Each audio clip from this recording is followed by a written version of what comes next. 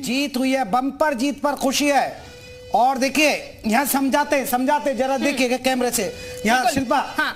ये आप देखिएगा, ये आप समझ सकते हैं 3 पायदान आप समझिएगा। यहाँ पर अखिलेश यादव तीसरे पायदान पर कहेंगे मेयर पद के हिसाब से, लेकिन योगी सबसे आगे पहले पायदान पर आप देख रहे हैं। मायावती, क्योंकि कई जगह मायावती के जो मेयर पद के उम्मीदवार हैं वो दूसरे पायदान पर नजर आए, ये इसलिए मायावती दूसरे पायदान पर, और तीसरे में आप अखिलेश। यानी बाबा का बुलडोजर काम कर गया है, बाबा का बुलडोजर काम कर गया, बाबा का बुलडोजर। उन्होंने कानून व्यवस्था का मुद्दा उठाया, बाबा का प्रचार बीजेपी काम कर गया। जिस तरीके से लगातार बाबा कड़ी धूप में निकले हुए थे, एसी कमरों नहीं बैठे थे, जो अखिलेश यादव पर आरोप लगते रहते हैं, बाबा लगातार धूप में निकल रहे थे।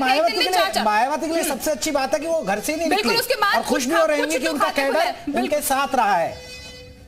बिल्कुल हमारे साथ कुछ सहयोगी इस वक्त जुड़ रहे हैं। अजीत हमारे साथ जुड़ रहे हैं, सीधे अजीत का हम रुख करते हैं। अजीत, जरा सीधी तस्वीरें दिखाइएगा पहले। बीजेपी की तो बातें इस वक्त फूली हुई है, जिस तरीके से बम्पर जीत मिल रही है। देखिए बिल्कुल शिल्पा, अगर बीजेपी की बात करें तो चाहे लखनऊ की बात करें, प्रयागराज की बात करें, बनारस, अयोध्या, गोरखपुर, अलीगढ़, शाहजहांपुर, आगरा, जहां भी आप बात करें, जहां 17 के 17 नगर निगम पर बीजेपी जीत हासिल कर रही है।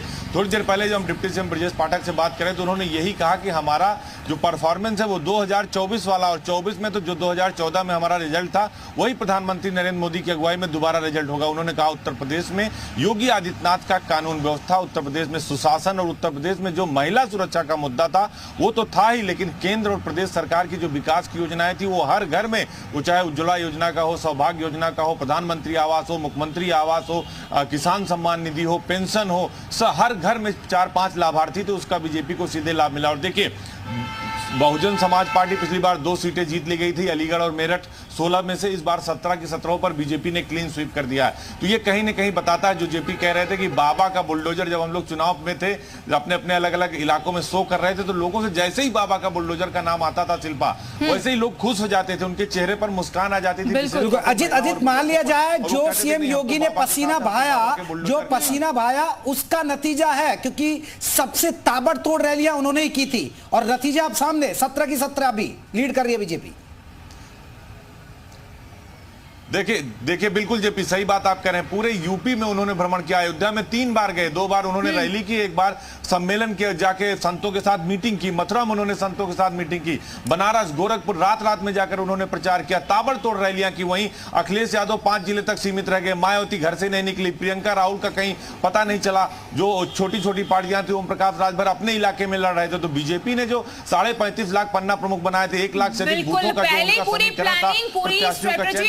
स्ट्रेटेजी वाकई में अजीत काम करती हुई नजर आई है। जैसा कि हम देख रहे हैं लगातार जिस तरीके से नतीजे खुल रहे हैं, उसके बाद जो तस्वीर बन रही है, हर जगह कमल खिल रहा है। नीतीश के पास जरा हम चलते हैं, नीतीश भी हमारे साथ इस वक्त जुड़े हुए हैं। नीतीश, कहां पर इस वक्त आप मौजूद हैं? देखिए हर जगह से बीजेपी की अगर बात की जाए तो बीजेपी के कार्यकर्ता काफी उत्साहित है, यहाँ पर क्या तस्वीरें हैं?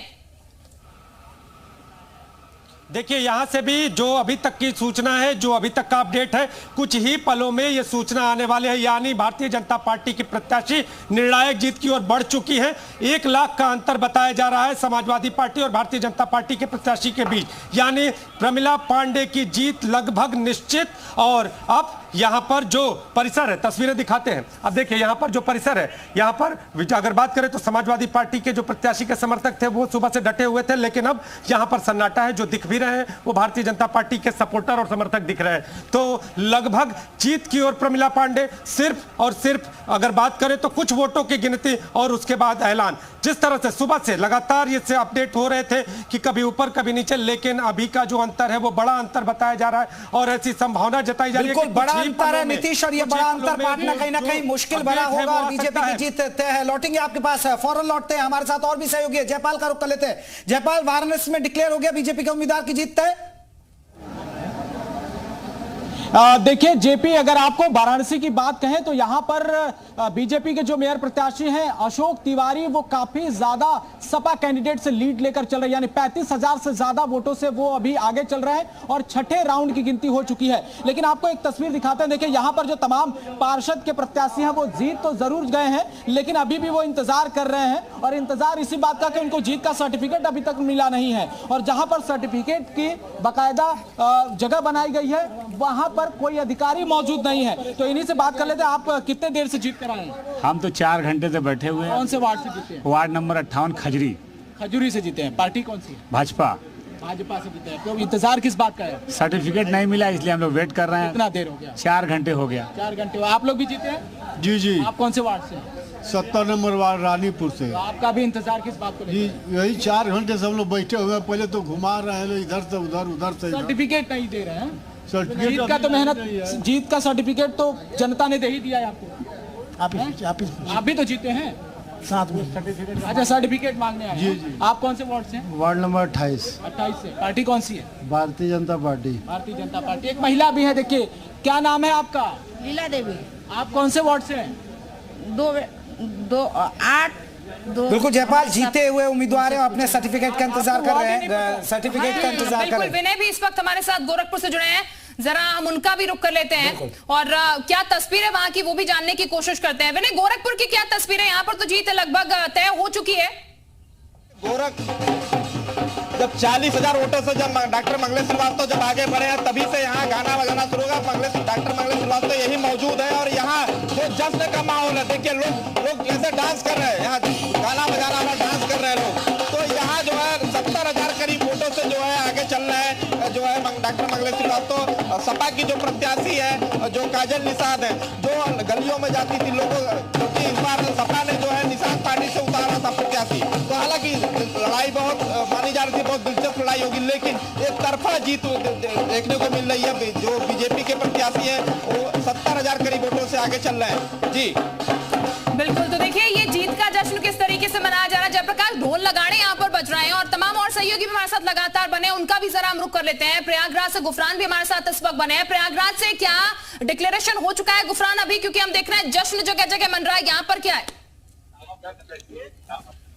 बिल्कुल, जिस तरीके से उत्तर प्रदेश के दूसरे शहरों में जश्न का माहौल है, भारतीय जनता पार्टी महापौर के जो चुनाव है जीत रही है, उस तरीके का जो नजारा है अब से कुछ देर के बाद प्रयागराज में भी देखने को मिलेगा। यहां पर बीजेपी के गणेश केशरवानी ने बड़ी जो निर्णायक बढ़त होती है 1 लाख से ज्यादा वोटों की वो बना लिया और माना यह जा रहा है कि अब से कुछ देर के बाद उनकी जो औपचारिक तौर पर घोषणा है वो हो जाएगी, क्योंकि समाजवादी पार्टी के प्रत्याशी अजय श्रीवास्तव बहुत पीछे चल रहे हैं। शुरू से हमने देखा सुबह से कहीं पर भी आसपास वो दिखाई नहीं दिए। 1 लाख से ज्यादा मतों का जो लीड है उन्होंने ले ली है गणेश केशरवानी ने। ऐसे में अब सिर्फ औपचारिकताएं बाकी हैं, जीत की घोषणा किया जाना बाकी है।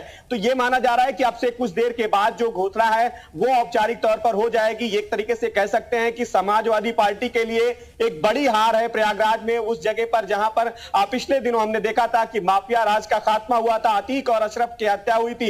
इसके बाद यह माना जा रहा था कि मुस्लिम मतों का कहीं ना कहीं से एक साथ एक जगह पर पड़ेगा, लेकिन जो बिखराव था, बिखराव का जो साफ तौर पर असर है प्रयागराज में दिखा। समाजवादी पार्टी कहीं पर भी दिखाई नहीं दी। साफ तौर पर कह सकते हैं कि भारतीय जनता पार्टी की जो बड़ी जीत है उसमें कहीं ना कहीं से कानून व्यवस्था जीरो। बिल्कुल, कानून व्यवस्था एक बड़ा फैक्टर साबित हो रहा प्रयागराज में और बीजेपी जीत रही है। चलिए लौटेंगे हमारे साथ। आपको बता दें मेरठ में क्या अपडेट है? पारस हमारे साथ जुड़े हैं। मेरठ की अगर बात करें पारस, क्योंकि यहां पिछली बार बीएसपी जीती, इस बार बीजेपी का कमल खिल रहा है, सिर्फ औपचारिक ऐलान होना बाकी।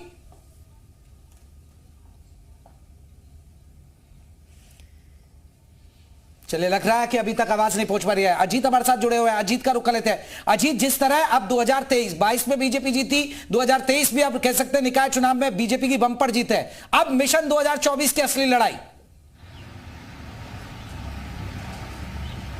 देखिए, बिल्कुल मिशन 2024 की असली लड़ाई नहीं, बल्कि बीजेपी मिशन 2024 की लड़ाई का टेस्ट कर रही थी। उसका एग्जाम था कि आखिर हम कितने पानी में, अपने आप को बीजेपी अंदाज रही। तो इसीलिए देखिए, योगी आदित्यनाथ जो उत्तर प्रदेश के मुख्यमंत्री हैं, कभी भी आपने देखा होगा निकाय चुनाव में कोई मुख्यमंत्री प्रचार करने नहीं निकलता, लेकिन जब इसके पहले निकाय चुनाव था तब भी योगी आदित्यनाथ ने अयोध्या से शुरुआत की थी और हम खुद उनके साथ गए तो उन्होंने इस बात को कहा था कि कभी भी डिफेंसिव मूड में नहीं रहना चाहिए, ऑफेंसिव मूड में रहना चाहिए, यानी हमेशा अटैक की मुद्रा में राजनीति में रहना चाहिए और आगे बढ़ के प्रचार करना चाहिए। चुनाव कोई छोटा बड़ा नहीं होता हो, चाहे ग्राम पंचायत का हो, चाहे मेयर का हो, विधानसभा हो या लोकसभा।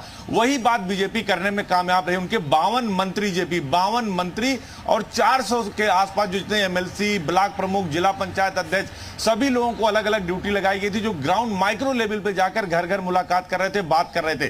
तो उसका कहीं ना कहीं फायदा मिला। और देखिए, एक बात तो आप उसमें कोई दो राह नहीं है, यूपी मतलब योगी और योगी का डंका पूरब से लेके पश्चिम तक, उत्तर से लेके दक्षिण तक, गाजियाबाद से गाजीपुर तक और बिल्कुल बलिया ये से डंका बांदा हर तक जगह चारों सुनाई तरफ दे रहा है। बाबा इस का डंके की बुलडोजर, बाबा चोट का जो है वो शासन, बहुत बाबा का भारी प्रशासन, विपक्ष